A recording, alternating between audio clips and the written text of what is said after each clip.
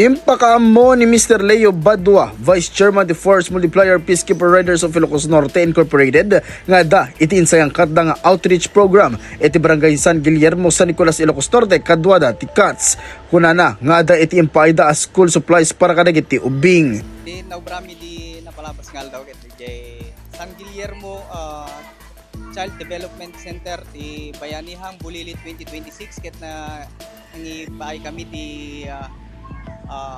school supply ken feeding program kadagiti ubing tapno ti kasta maparagsak ni Medisoda ken halang adi pamparagsak tapno ti kasta kanay gayda nga agbasa ken tapno ti kasta maadalan damit ti kadto mga pamagbaga tapno ti kasta maiwasan ti digiti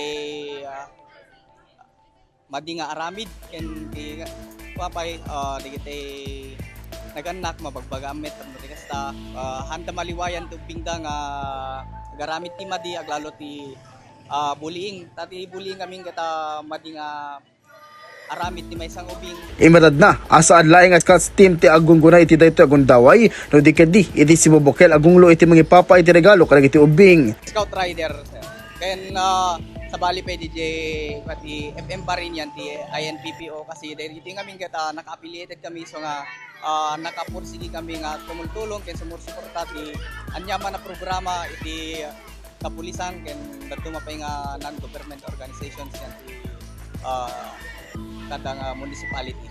Kabayatan na umadadon ti grupo ang mga yat ang mga paati tulong kadagiti agdamang agbasbasa nga ubing. Para iti IFM News, ay Dolores Martinez, Tatak, IFM. IFM News. IFM News. IFM News. Lokal.